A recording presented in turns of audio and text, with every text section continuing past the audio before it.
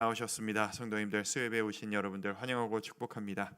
오늘 하루도 수고 많으셨죠? 각자의 자리에서, 직장에서, 가정에서 할 일을 감당하시면서 많은 일들 많으셨을 거라고 생각합니다.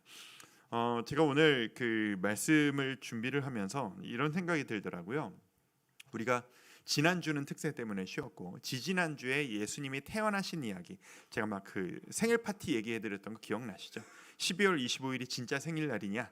아니다. 12월 그건 중요하지 않다. 12월 25일은 생일 파티 날이다.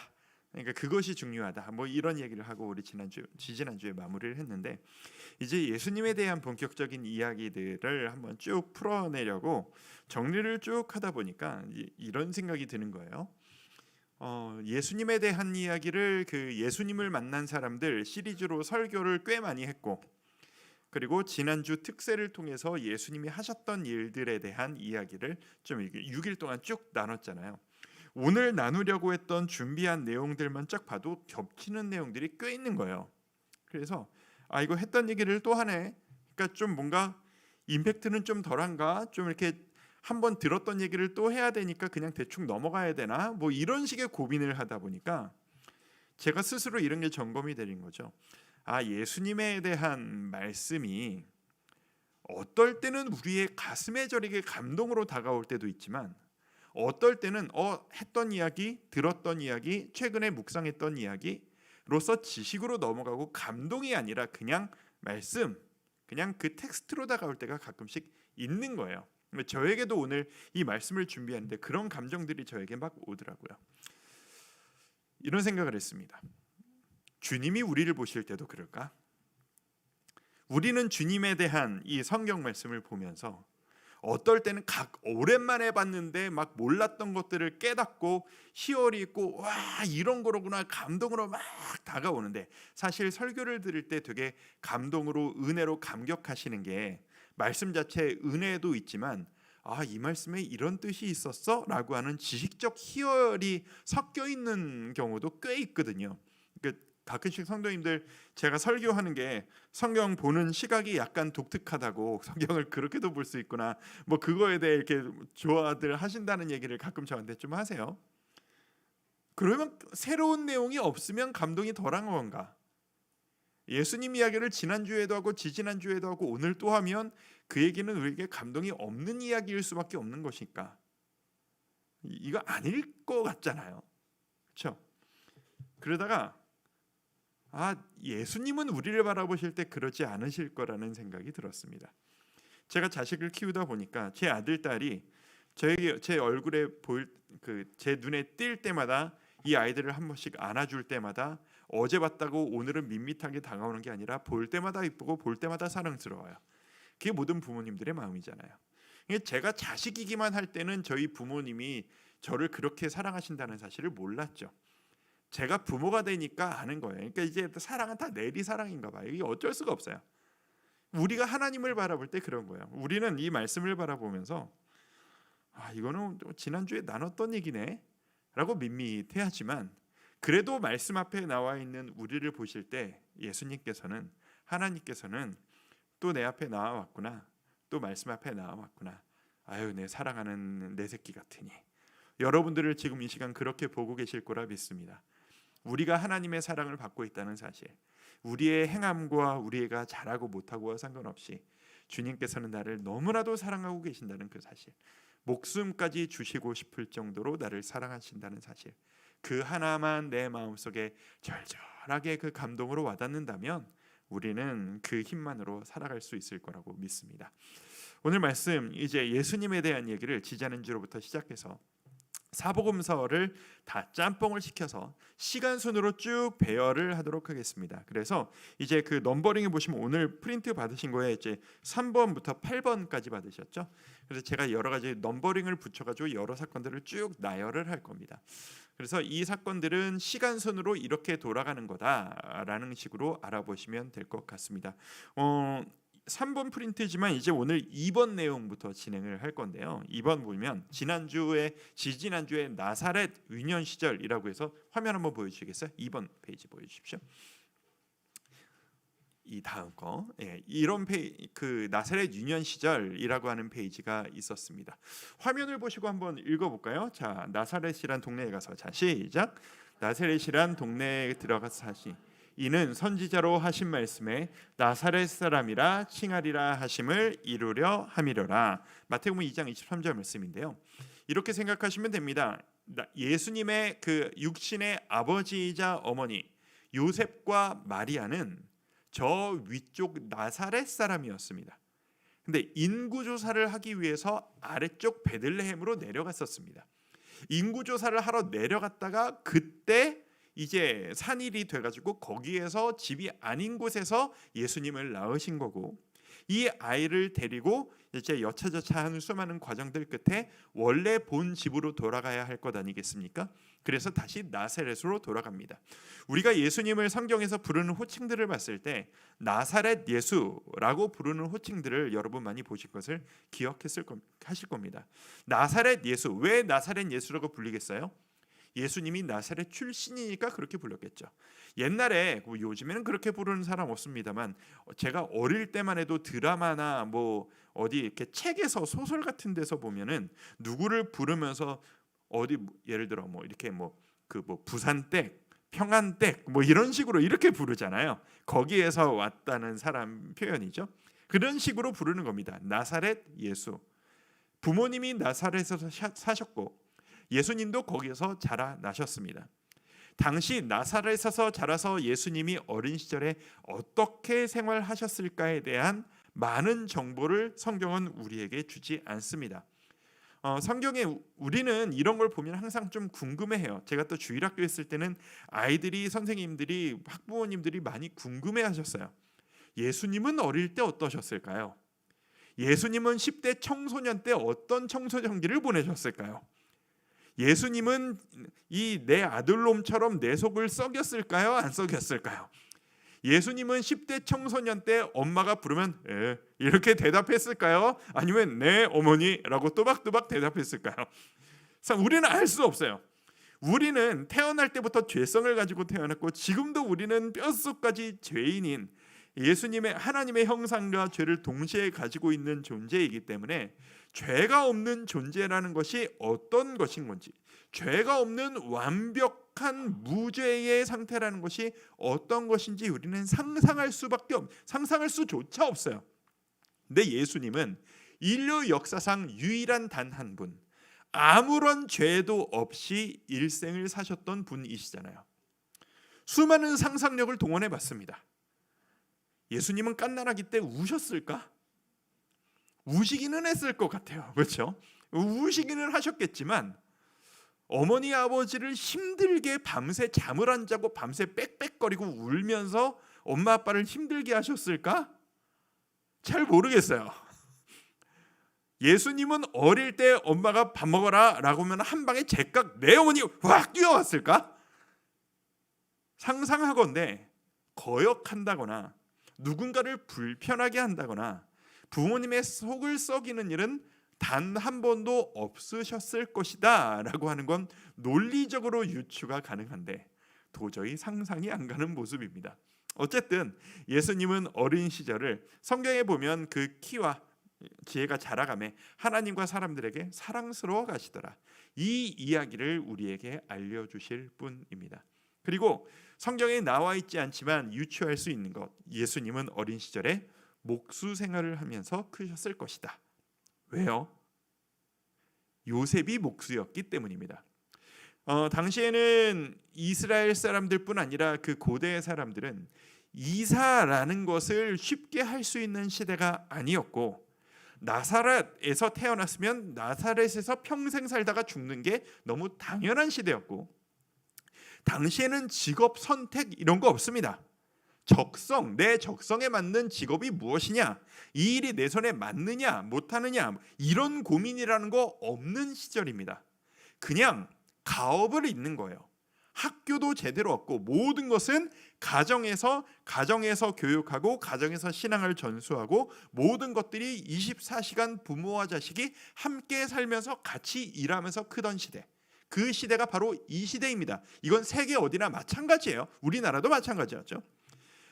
이 당시에 아버지가 어부다라면은 아들이 어부가 되는 건 너무 당연한 일입니다. 아버지가 목수였다라고 하면은 아들도 목수가 되는 게 너무 당연한 겁니다. 아버지, 저는 목수가 적성에 안 맞는 것 같습니다. 이런 일은 없어요. 상상도 못할 일이에요. 성경에 보면 요셉은 목수였다, 이는 목수의 아들이 아니냐라고 요셉이 언급되는 걸 보면 예수님도 어린 시절에 아버지를 열심히 도우면서 목수 일을 배우면서 크셨겠구나라고 우리는 상상할 수 있었을 뿐입니다. 그리고 그렇게 크셔서 이제 성인이 되시자마자, 성인이 되셔서 본격적인 공생애를 시작하십니다. 공생애, 공적인 사역을 하시는 생애, 그래서 공생애라고 합니다. 자, 3번 보시면 요단강에서 세례를 받으심으로 공생애를 시작하심이라고 적었습니다. 모든 사역의 시작을 세례 받으심으로 시작하셨습니다. 그 세례를 누구로부터 받았어요? 세례 요한이라고 하는 선지자로부터 받았습니다. 당시에 요한이라고 하는 이름은 너무나도 흔한 이름이었고 동명이인이 너무 많았습니다. 그래서 이 요한을 특별히 세례 요한이라고 하는 이름으로 우리는 부릅니다. 이 세례 요한은 우리가 얼마 전에 말씀으로도 함께 좀 나눈 적이 있었지만 예수님이 오는 것을 예비하는 사람이고, 구약에는 세례라고 하는 의식이 없어요. 그렇죠? 구약이 없는데 이 광야에 외치는 소리가 있어 가라되 회개하라 천국이 가까웠느니라 라고 외치는 이 세례 요한이 주는 의식 중에 이 세례가 있었던 거죠. 세례는 이 당시에 세례 요한이 주었던 세례와 오늘날 우리가 받는, 우리 교회 안에서 행하는 세례는 의미가 약간 다릅니다. 이 세례 요한의 이 세례는요, 어떤 의미가 있었냐면은 죄 씻음의 의미가 있습니다. 회개하라 천국이 가까웠느니라, 그러니까 너의 죄를 완전히 씻어버리라 라고 명령하면서 이 사람들을 회개합니다, 주님 뜻대로 가기를 원합니다 라고 하는 사람들을 너 여기 요단강 안으로 들어와라, 끌고 들어가는 거예요. 이게 몸이 반 잠겨 있는 상태로 몸의 그 강 속에다가 몸을 푹 담그는 겁니다. 쭉 올라오면 이 당시는 목욕이라고 하는 것을 쉽게 할 수 있는 시대예요, 없는 시대예요? 꿈도 못 꾸는 시대예요. 제가 어릴 때만 해도 목욕을 매일 하는 게 이상했던 때여라는 걸 기억하거든요. 여러분 그렇지 않으세요? 여러분 어릴 때 목욕 맨날 하셨어요? 아니었어요. 제가 정확히 기억하는데 제가 국민학교 때만 해도 제가 그렇게 막 어려운 동네에서 산 게 아니었는데 매일 목욕하는 거를 왜 어제 목욕했는데 또 해? 라고 했던 것들이 기억이 나거든요. 근데 어느덧 시대가 바뀌어가지고 매일 샤워를 안 하면은 이상한 시대가 되어져 버렸죠.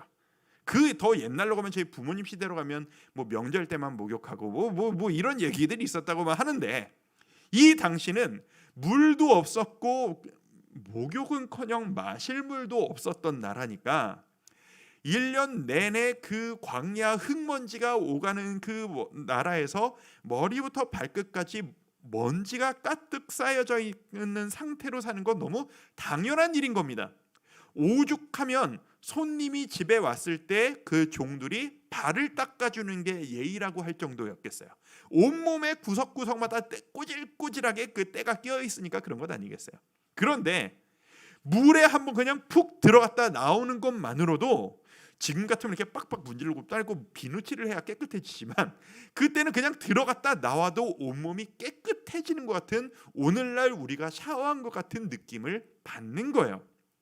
네가 지금 이렇게 물속에 들어갔다 나와서 온몸이 깨끗해진 것처럼 주님의 사랑으로 죄 깨끗이 씻음을 받으라 라는 상징적인 행동을 하는 게 바로 이 당시의 세례였다는 겁니다. 오늘날 우리가 하는 세례는 의미가 좀 다릅니다. 우리가 죄 씻음을 세례를 받는 순간 받나요?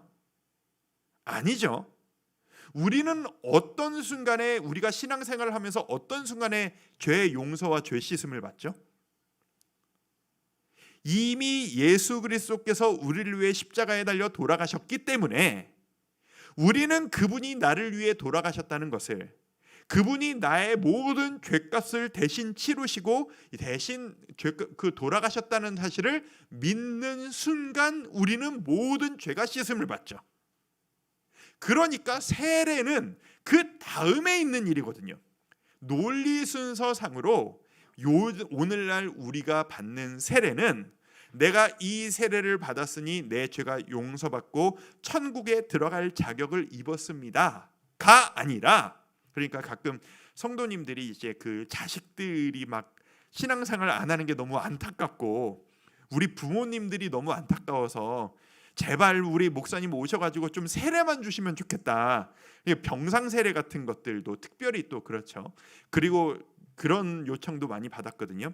딸이 사윗감을 데려오는데 이놈이 교회를 안 다니던 놈이야. 그러니까 너 목사님한테 가서 세례 받고 오면 내가 결혼을 허락해 주마. 그러니까 얘가 지금 신앙이 진짜 있는지 없는지 모르겠지만 일단 세례 받으면 증명은 된 거니까 그거를 통과 의식같이 생각하시는 분들이 꽤 있으세요. 본질적으로는 그렇지 않아요. 그 마음이야 너무 이해하고, 병상 세례 같은 것은 특별히 그 의식을 통해서 간절한 그때 그 병상에서 주어지는 메시지를 통해서 복음을 받아들이고 그 천국에 대한 약속을 받아들이는 경우를 저도 직접 병상 세례를 하면서 너무 많이 경험했고 감격이 되지만, 행위 자체가 구원의 약속을 주는 것이냐? 오늘날은 그렇지 않아요. 내가 진심으로 세례 여부와 상관없이 예수님께서 나를 위하여 돌아가셨고 그분으로 인하여 내가 완전히 거듭났음을 믿습니다 라고 하는 순간 나는 구원받는 거죠. 이걸 믿으시죠? 그리고 세례 교육, 우리 학습 세례 문답 광고 나가고 있습니다만 거기에 조건이 뭐냐면은 예수 그리스도를 구주로 영접한 사람, 이 학습 세례 입교의 조건이에요. 이미 그거를 해결한 사람들이 교회라고 하는 이 공동체 앞에서, 이 우리는 영적으로 한 가족들이잖아요. 한 아버지 앞에 자식들이 온 가족들이니까 가족들 앞에 나와서 나도 여러분들이 믿는 그 하나님을 나의 아버지로 받아들입니다 라고 일종의 공증같이 인정을 받는 거예요. 여러분들 앞에서 약속을 하고 저를 여러분의 가족으로 받아주십시오 라는 의미로 상징으로 축복하며 세례를 주고, 그래서 굳이 이렇게 푹 잠그지 않고 간단하게 물을 적시는 것으로 간략하게 하는 이유가 바로 거기에 있어요. 물론 침례교는 아직도 이렇게 막 들어갔다 하고 막 이렇게 하기는 하지만 가끔 이렇게 그게 더 뭔가 제대로 하는 것 같다고 그렇게 하면 좋겠다라고 하시는 분들도 가끔 있기는 한데, 우리는 행위가 중요한 것이 아니라 상징적인 의미가 중요하다라고 믿기 때문에 그렇게 진행을 하는 겁니다. 자, 그렇다면 이 당시에는 오늘날 우리와 다르게 십자가의 그 보혈의 대속의 그 은혜가 있기 전이니까 모든 사람들이 제사를 통해서 죄 씻음을 경험하고 율법을 통해서 하나님을 기쁘게 하려고 애를 쓰고 있는 이 시점에 왜 예수님께서 공생애를 굳이 세례받음으로 시작하셨을까? 이 세례가 뭐의 의미라고요? 죄 씻음에 대한 행동이라고요. 상징적인 거죠. 내가 앞으로 하는 모든 사역, 내가 전하는 모든 메시지는 모두 다 뭐와 관련된 것이다? 너희들을 이 죄에서 깨끗이 씻겨주기 위한 그 시작을 내가 지금부터 한다 라는 의미가 있는 겁니다. 그래서 세례 받으심으로 이렇게 세례를 받으시고, 세례를 받으시는 순간 하늘에서 성령이 내려서 이는 내 사랑하는 자의 아들이다 라고 기뻐하는 이 이야기가 있습니다. 그리고 세례를 받으시자마자 그 다음 예수님이 나아가시는 곳이 어디냐? 광야로 가십니다. 자, 4번 보시죠. 광야에서 사탄에게 시험을 받으심. 예수께서 성령의 충만을 입어, 같이 한번 읽어볼까요? 자, 시작. 예수께서 성령의 충만함을 입어 요단강에서 돌아오사 광야에서 40일 동안 성령에게 이끌리시며 마귀에게 시험을 받으시더라. 이 모든 날에 아무것도 잡수시지 아니하시니 날수가 다함에 줄이신지라. 지난주에 특세를 통해서 이 시험과 관련된 이야기를 나눈 적이 있습니다. 그래서 뭐 너무 길게 할 필요는 없을 것 같습니다. 다만 시험이라기보다는 이제 그 고통, 고난에 대한 이야기만 한번 이 기회에 한번 간단하게 한번 짚어드리고 가면 좋겠다라는 생각이 듭니다. 특세 때도 말씀드렸던 것처럼 세례를 받으셨고 그 직후에 사람들에게 영향받지 않으시려 광야로 가셔서 40일을 자그마치 기도하셨는데 그 40일을 금식 기도하셨으니 얼마나 성령 충만하셨겠어요?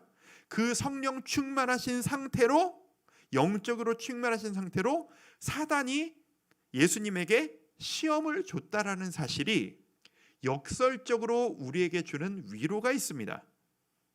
아, 예수님도 영적으로 충만하신 때에 시험을 받으시는구나. 그렇다면 내가 지금 시험 받는다는 것은 내가 지금 영적으로 바닥을 쳐서 벌을 받는다라거나 내가 무슨 잘못을 해서 하나님이 이놈 너 정신 차려라 라는 의미로 나를 뒤흔드시는 것은 아닐 수 있겠다라는 위로입니다. 우리가요, 고통, 고난, 시험과 고난의 의미가 약간 좀 세부적으로 다르다고 제가 지난번에 말씀드렸던 거 기억하신지 모르겠어요. 고난은 넓은 의미로 총칭적인 고난인데 그 중에서 이 시험은 뭐냐면 내가 꼭 받지 않아도 되는 건데 사단이 나를 뒤흔들고 하나님에게서 멀어지게 만들기 위해서 사단의 의도로 나를 뒤흔드는 게 시험입니다. 욥이 받은 시험 같은 게 바로 그런 시험입니다. 욥이 잘못이 하나도 없었잖아요. 성경에 보면 당대의 의로운 자고 완전한 자라고 욥을 설명해요. 그런데 그를 사단이 시험을 하거든요. 예수님께서 주기도문에 이렇게 기도해라 말씀하시죠. 시험에 들게 하지 마옵시고. 시험은 무조건 안 받는 게 최고입니다. 하나님, 저 시험 감당하기 어렵습니다. 저 시험 피하게 해주세요. 사단이 저를 시험하지 않을 수 있도록 도와주세요. 라고 기도하는 것은 예수님이 가르쳐 주신 기도에 부합하는 기도에 가깝습니다. 그리고 고난이라고 하는 넓은 의미로 들어가면 내가 지금 겪고 있는 고통이 시험이냐, 하나님이 주신 고난이냐, 내가 자초한 고통이냐 라고 하는 너무 다양한 갈래길들이 있습니다. 그래서 이거를 남이 지금 집사님이 힘들어하시는 건 그건 사단의 시험이에요. 아, 지금 권사님이 힘들어하시는 건 잘못하셔서 그 결과로 벌 받으시는 겁니다. 이렇게 말하는 건 상당히 조심스럽고 바람직하지도 않습니다. 근데 제가 목사로서 저 스스로의 삶을 돌아봤을 때 제가 겪은 고통 중에 사소한 고통들은 내가 뭘 잘못해서 자초한 고통인 경우가 참 많아요. 제가 예전에 청년부 예배에서 이런 한번 설교를 하러 갔다가 이런 예를 들었던 적이 있었는데 한 청년이 간절히 주님을 찾는데 어떤 때 찾느냐? 출근길에 주님을 찾습니다. 출근길에 버스를 타고 저 버스를 타야 정시간에 맞춰서 출근을 할 수가 있는데 이 출근 버스가 30분에 한 대씩 온단 말이에요. 이 버스를 놓치면 나는 오늘 지각이에요. 출근하면 죽어라 혼다는 거예요, 상사한테. 근데 버스가 올 시간이 돼가지고 집에서 막 뛰어가고 있는데 버스가 저 앞에 정류장에 서 있는 게 보이는 겁니다. 기도하면서 달려갑니다. 주여, 역사 저를 불쌍히 여기셔서 잠시만 5초만 버스가 출발하지 않고 기다릴 수 있도록 도와주시옵소서. 뛰어가는데 기도도 야속하게 내 10m 앞에서 버스가 붕 출발합니다. 낙심해서 쓰러져서 이 청년이 기도합니다. 주님, 나에게 왜 이런 시험을 허락하십니까? 왜 나를 불쌍히 여기지 않으시고 나를 시험에 들게 하십니까? 하나님 너무하시는 거 아니에요? 자, 그렇게 기도할 수 있다 쳐요. 그런 얘기할 수 있죠. 그런데 그 시계를 돌려서 그 청년이 그 아침에 어떻게 생활했나, 그 전날 밤에 어떻게 생활했나를 돌이켜보면 전날 밤에 SNS하고 밤새 게임하고 밤새 영화 보다가 새벽 3시가 넘어가지고 잠들고 어머니가 집에서 일어나라 왜 출근 안 하니, 좀만 더 이렇게 뒹굴뒹굴 거리다가 억지로 일어나가지고 옷 추설했고 나가면서 그렇게 나가면서 하나님 왜 나에게 이런 시험을 허락하십니까? 라고 외친다면 이건 뭔가 앞뒤가 안 맞는 거 아니겠습니까? 작은 예인데 우리 인생도 마찬가지예요. 하나님 참 억울하시겠다라는 생각을 저는 참 많이 해요. 우리한테 온갖 원망 다 들으시잖아요. 하나님 저한테 왜 이러세요? 하나님 왜 이런 시험을 주시는 거예요? 제가 뭘 하기를 원하세요?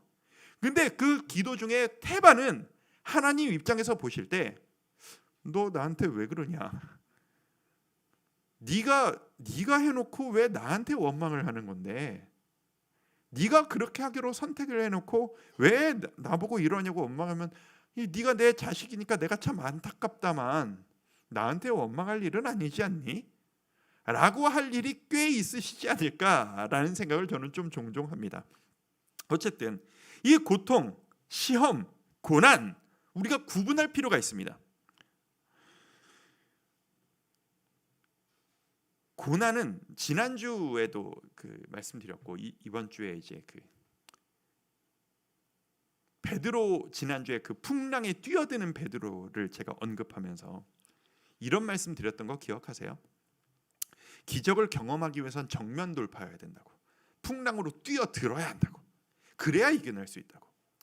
여러분 고난은 말씀을 가지고 정면 돌파해야 승리할 수 있습니다. 도망가면 우리를 끊임없이 쫓아옵니다. 사단이 우리를 끊임없이 쫓아옵니다.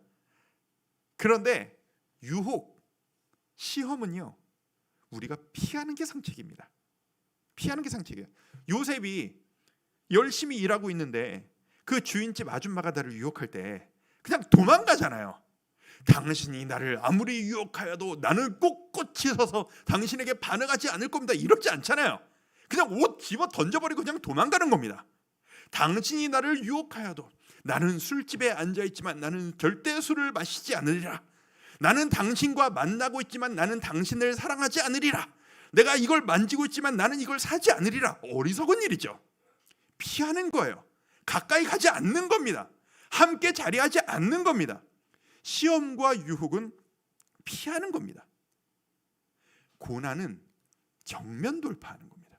근데 우리 이거 거꾸로 할 때가 너무 많아요. 시험은 자꾸 넘어가지는 않을 테니까 가기만 하자. 넘어가지는 않을 테지만 보기만 하자. 이게 뭔 심보예요? 마음이 거기 있다라는 얘기거든요. 우리 구분할 수 있었으면 좋겠습니다.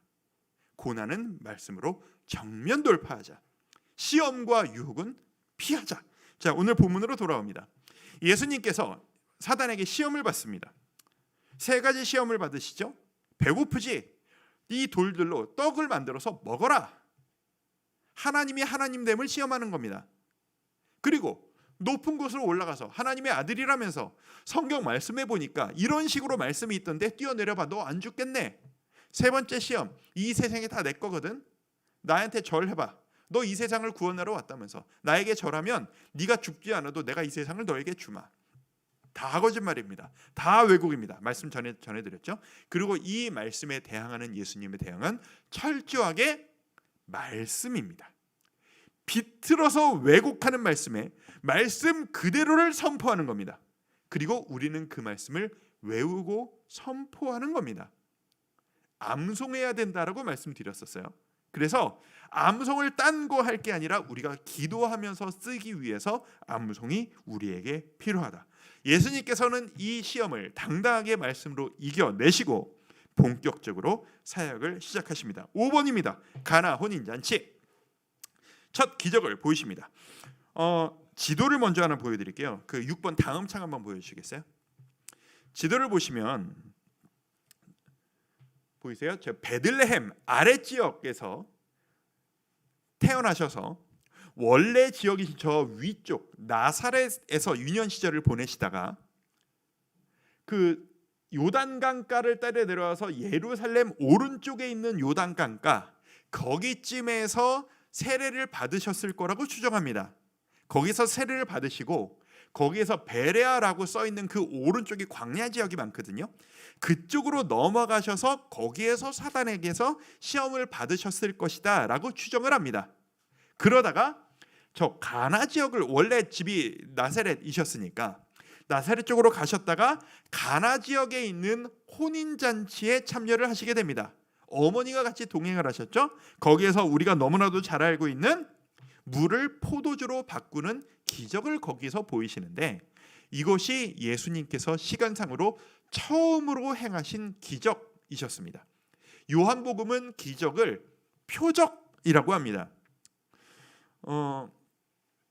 기적과 표적이 뭐가 다르냐면, 기적은 영어로 미라클이라고 하고요, 표적은 영어로 사인이라고 합니다.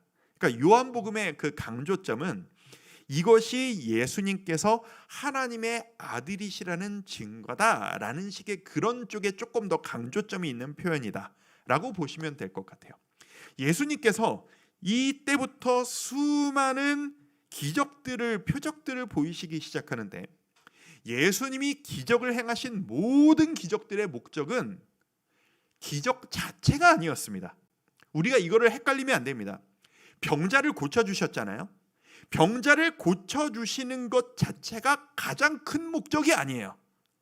귀신 들린 자에게서 귀신을 쫓아내시는 게 가장 큰 목적이 아니에요. 그것 자체가 가장 큰 목적이라고 하는 순간 예수님은 불공평하신 분이 돼요. 왜냐하면 나사렛에서 병자를 막 고쳐주시면 예루살렘에 있는 사람들은 그 기적을 체험 못하게 되잖아요. 그러니까 누군가는 만나는데 누군가는 못 만나는 불공평하게 사람을 대하는 예수님이 돼요. 그러니까 뭔가 앞뒤가 안 맞아요. 예수님께서 기적을 보이시는 가장 중요한 본질적인 목적은 뭐냐면, 이런 일을 누가 하겠니? 죽은 자도 살리는 이 놀라운 일을 하는 존재라면 내가 누구이겠니? 내가 바로 너희가 기다리던 메시아 그리스도 곧 예수란다 라는 스스로의 존재 증명을 하시기 위한 게 이 기적의 본질적인 최고 목적이었어요. 병자를 고치시고 귀신 들린 자를 고치시고 한시적으로 사람들을 보실 때마다 그들을 너무 사랑하셔서 한 명이라도 더 고쳐주시고 한 명이라도 회복시키셨던 것은 사실이었지만, 그 기적의 본질은 내가 너희를 이 육체뿐 아니라 영혼까지 구원할 메시아 예수 그리스도라는 것을 증명하시기 위함이었다. 그 시각으로 우리는 이 모든 기적들을 보아야 될 필요가 있습니다. 가끔씩 이 기적의 행위들을 가지고 사람들이 요구하는 바와 예수님의 행동이 약간 핀트가 다르게 보이는 순간이 있는 건 바로 그 강조점에 차이가 있어서 그렇습니다. 예수님께서 우리가 너무 많이 언급하는, 기도할 때 많이 언급하는 이야기죠. 물 떠온 하인만이 아는 그 기적, 헌신하는 자들이 아는 그 기적. 예수님이 그 어머니 마리아의 요청으로 아직 내 때가 되지 아니하였나이다 라고 이야기를 했지만, 그 기적을 보이셨던 그 첫 기적을 시작으로 예수님께서는 말씀을 전하시면서 놀라운 기적들을 사방에 보여주십니다. 그리고 그 사역을 다시 예루살렘으로 내려가십니다. 말씀의 본격적인 선포는 예루살렘. 지도 다시 한번 보여주세요. 다시 내려가셔서 예루살렘, 성전이 있고 이스라엘의 중심지, 예배지 중심이었던 저 예루살렘, 말씀 선포의 본격적인 시작도 예루살렘이셨고, 예수님이 돌아가신 사역의 마지막도 예루살렘이셨습니다. 예루살렘을 기점으로 나가셨다가 들어오셨다가 나가셨다가 들어오셨다가 해서 예루살렘에서 돌아가세요. 예루살렘에서 말씀을 전하기 시작하십니다. 그리고 이 말씀이 얼마나 능력이 있고 한 영향력 있게 퍼져 나갔던지 사람들에게 놀라운 충격을 줍니다. 이 충격을 받은 메시지를 받으면서 한 사람이 예수님을 찾아온 사건을 우리는 보게 됩니다. 그게 바로 니고데모라고 하는 바리새인이었습니다. 니고데모 이야기도 제가 예수님을 만난 사람들 설교를 통해서 이 언급을 한번 한 적이 있었습니다. 니고데모 어떤 사람이었어요? 바리새인이었습니다. 지난주에 제가 그 사두개인, 바리새인 뭐 이렇게 막 정치적 입장에 있는 사람이다라고 정리해드렸던 거 기억하시는지 모르겠습니다. 바리새인들은 어떤 사람이었어요? 반 로마 쪽에 있는 사람들이었습니다. 굳이 말하자면 다수파였고, 사람들에게 나는 당신들처럼 저 그 친로마 쪽에 붙어서 그 변질된 그 제사장으로서 로마에게 잘 보이고 하나님을 향해 말씀을 전하는 것을 자신의 권력을 이용하기 위해서 사용하는 변질된 기독 그 말씀 전파자인 당신들 같이 하지 않고 우리는 말씀 그대로 행동하겠습니다 라고 해서 율법을 그대로 살아가는 것을, 행위를 강조하는 사람들, 그들이 바로 바리새인들이었다. 율법에 완전 정통한 자들이고 굳이 그대로 그냥 다 행동하는 자들이었어요. 근데 이 바리새인들이 보기에 이 예수님이 전하신다라고 하는 이 율법에 대한 해석이 기가 막힌 거예요. 기가 막힌 거예요. 아, 그렇게 해석하는 거구나. 우리가 해석하는 것보다 더 완전한 해석 같은 그런 것들이 막 있는 거예요. 니고데모가 이 예수님을 밤에 찾아가는 겁니다. 그래서 이 막 선생이요, 당신이 말하는 것을 보니 당신은 하나님께로부터 온 자가 분명합니다. 사람이 거듭나지 아니하면 하나님 나라를 볼 자가 없느니라. 뭐 이런 이야기를 주고주고 받습니다. 설교에서 다 이야기했던 자가 있으니까 간단하게 넘어가도록 하죠. 여기서 그래서 유명한 이야기가 나오죠. 요한복음 3장 16절. 하나님이 세상을 이처럼 사랑하사 독생자를 주셨으니 이는 그를 믿는 자마다 멸망하지 않고 영생을 얻게 하려 하심이라. 우리는 전도할 때 가장 많이 쓰는 이 복음의 진수 같은 이 말씀을 니고데모에게 예수님이 해주시는 이야기를 봅니다. 오늘 7, 8번 이게 간단하게 넣으면 오늘 이야기가 끝날 것 같은데 7번으로 넘어갑니다. 수가성 우물가입니다. 자, 아까 지도에서 보셨는데 수가성이 어디냐? 목사님 귀찮게 해서 죄송한데 감사해요. 수가 가운데 있죠. 수가가 어디 지역이냐면 사마리아 지역입니다. 지도 맨 처음 얘기 말씀드렸을 때 기억하실지 모르겠어요. 갈릴리 지역과 아래쪽 유대 지역은 유대인들이 모여 살았고 가운데 사마리아 지역은 위에 북이스라엘 열지파 사람들이 이방 민족들과 피가 섞여서 다시 돌아와서 정착했던 지역이 저 가운데 지역이었다. 근데 이 사람들을 유대인들은 개돼지만도 못하게 여기고 이방인들보다 더 못하게 여겼다. 상종도 안 하고 그 사람들이 사는 땅에도 안 들어갔어요. 그래서 어떻게 지나갔다고요? 갈릴리에서 유대로 날아가려면 갈릴리에서 오른쪽 강을 건너가서 오른쪽으로 내려와서 다시 요단강을 건너서 왼쪽으로 넘어가는 이런 식으로 왔다 갔다 했는데 예루살렘에 계시던 예수님이 그냥 직진으로 위로 올라가시는 거예요. 그래서 사마리아 지역으로 들어가시자마자 만난 곳이 바로 저 수가 성입니다. 그 성에서 그러니까 아마 예상할 수 있죠. 예수님이 이제 막 사람들이 예수님을 쫓아 붙기 시작했거든요. 이게 올라가니까 예수님이 왜 직진하시지? 저 강 건너셔야 되는데 사람들이 하나둘씩 떨어져 나가기 시작했을 거예요. 정말 몇 명만 남았을 거예요.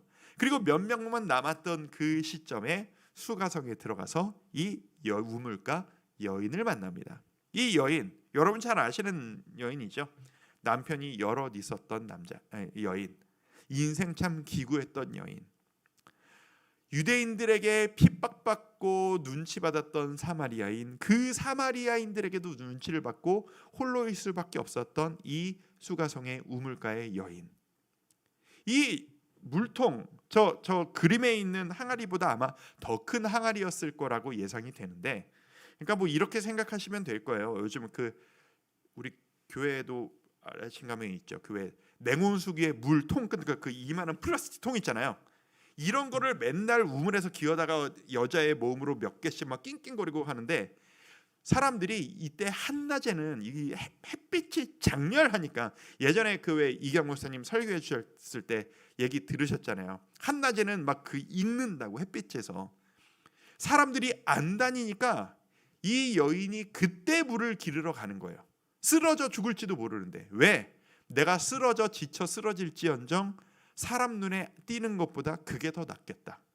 마음에 얼마나 상처가 많으면, 얼마나 핍박을 많이 받았으면 그걸 선택했겠어요.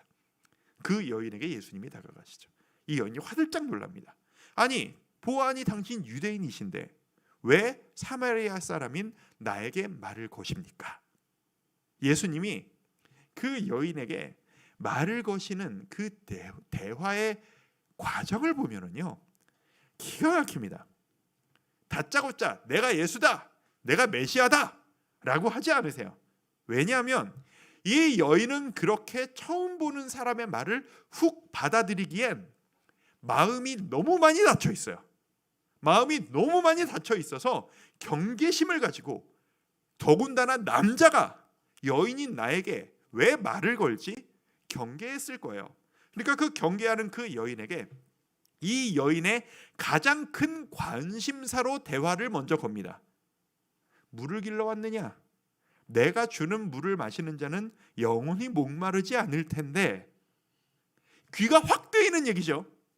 내가 사람들 피하려고 이 낮에 물을 길러 다니고 있는데 당신의 그 물이 뭔지 모르겠지만 나도 그거 한번 마실 수 있으면 좋겠습니다. 그 이야기는 마음이 확 열리는 거예요. 이 고생을 안 해도 되니까. 그 마음을 여신 다음에 필요를 채워주신 다음에 그 다음에 복음으로 훅 들어가시는 거죠. 내가 바로 그니라. 내가 바로 너희가 기다리는 그 메시아니라. 이게 바로 선교의 방법 순서입니다. 오늘날 우리가 선교지로 들어갈 때 저도 대학생 시절에 낙도 선교, 오지 선교 이런 거 참 많이 다녔었고요. 그게 해외 선교 가시는 분들 보면 항상 뭐 하세요? 의료 선교, 특수인 선교 해가지고 그들에게 아픈 것들 병 치료 먼저 해주고 먹을 거 공급해주고 막 머리 잘라주고 이렇게 공연 보여주고 위로해드리고 어르신들 안마해드리고 머리 해드리고 그런 다음에 마음이 열리면 거기에서 복음을 전하잖아요. 예수님의 이 순서를 따라하는 겁니다. 마음이 공고한 자들에게 무엇이 필요하고 무엇을 하면 마음이 열릴지를 알아보고 그것을 언급하신 다음에 복음으로 파고 들어가시는 이 예수님의 행적. 우리의 마음을 헤아리시고 우리의 마음에 찾아오시는, 그냥 무작정 받아들여, 너 나 안 믿으면 너 지옥불에 떨어질 줄 알아, 이런 식으로 윽박 지르시는 예수님이 아니라 그 아픈 마음 모두 다 이해하시고 세심하게 다가가시며 그 마음을 어루만지시면서 그 우리를 위로하시면서 우리 마음속에 찾아와 주시는 예수님. 그렇다면 우리도 다른 이들에게 그렇게 해야 합니다. 전도하실 때, 자녀들에게 다가가실 때, 주위 직장 동료들에게 전도하실 때, 예수 천당 불신지옥, 그 열정이 아름답습니다만 요즘 시대에 잘 안 먹히는 방법입니다. 엊그저께 제가 서울 나갈 일이 있어서 나갔더니 그 명동 근처에서 버스를 탁 내렸더니 버스에 같이 내리셨던 웬 여자분이 갑자기 목소리도 땅바닥을 바라시면서 뭐라 그러시더라. 저주를 피하고 복음을 받아들이지 않는 이에게 심판이 있을지어다. 울고 와 외치는, 깜짝 놀랐어요. 이게 바로 뒤에서 같이 버스 내렸는데 그 열정은 이해해요. 근데 지혜롭지 않아요. 옛날에는 그렇게 말해도 모두가 들어주던 시대가 있었어요. 그때는 그게 통하던 시대였어요. 이제는 그렇게 하면 사람들이 상처를 받는 시대예요. 예수님도 사람들이 상처로 가득한 것을 아시고 마음을 어루만지시고 그들을 품으시면서 필요를 채우시면서 그 속에 복음을 넣어주셨는데 우리는 왜 이렇게 무례하게 다가갈까요? 우리는 왜 이렇게 윽박지르면서 혼내면서 다가갈까요? 영혼을 사랑하는 우리가 될 수 있기를 바랍니다. 주위 사람들에게 복음을 전하고 싶으시다면 이게 정답이니까 따라와, 내가 맞으니까 무조건 나만 따라와 하기 전에 그 영혼을 먼저 사랑합시다. 그 영혼을 품읍시다. 그들에게 베풀어 줍시다. 나를 따라오면 이렇게 행복할 수 있습니다 라는 것을 보여줄 수 있는 우리 모두가 될 수 있기를 바랍니다. 예수님이 그 길을 가셨기 때문입니다. 그리고 8번 나사렛, 자라난 곳으로 다시 돌아가십니다. 그곳에 돌아가셔서 배척을 당하십니다. 인간적으로 어떻게 보면 당연한 일입니다. 당시 회당이라는 곳이 있었어요. 회당은 구약이 없던 장소입니다. 바벨론에 끌려갔을 때 성전이 다 무너지고 예배할 곳이 없으니까 회당, 이렇게 그 회의할 때 모임 회자입니다.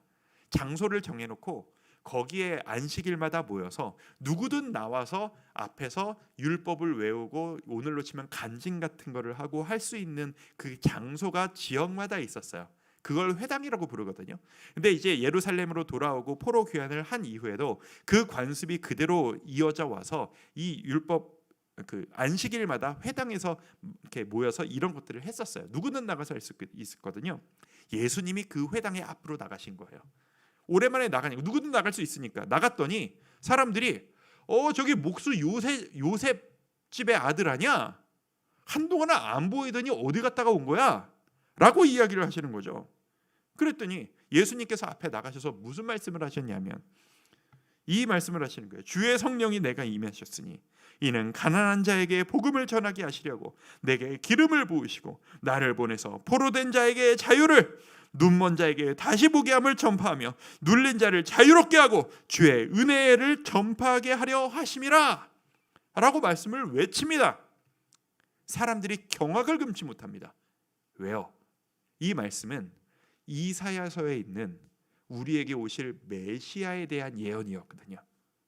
그러니까 예수님께서 내가 바로 당신들이 기다리는 그 메시아다라는 것을 홈그라운드에서 고향에서 선포하신 거예요. 난리가 납니다. 네가 하나님의 아들이라고? 네가 우리가 기다리는 메시아라고? 너는 목수집 아들이잖아 이놈아! 라고 하면서 난리가 나고 하나님을 모독했다고 돌을 쳐서 죽이라고 난리가 납니다. 그리고 예수님께서는 그들과 맞서 싸우지 않으시고 이 독사의 자식들아 니들이 보는 눈이 없어서 나를 못 알아보느냐 라고 하지 않으시고 조용히 그 자리에서 피해서 다른 곳으로 가십니다.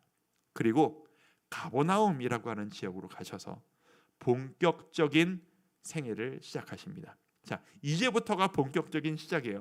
우리가 알고 있는 대부분의 예수님이 말씀하신 그 사역들, 말씀하신 가르침들, 그 모든 것들이 이 가버나움이라고 하는 이 갈릴리 지역에 있는 지역을 중심으로 벌어졌던 일입니다. 그 이야기를 우리 다음 주부터 본격적으로 한번 나눠보도록 하겠습니다. 오늘 여러 가지 이야기 나눴습니다. 오늘 한 포인트를 잡고 주님 앞에 좀 나아갔으면 좋겠습니다. 우물가의 여인을 찾아서 갔던 이 예수님처럼 우리 영혼을 사랑하는 자가 되기를 바랍니다.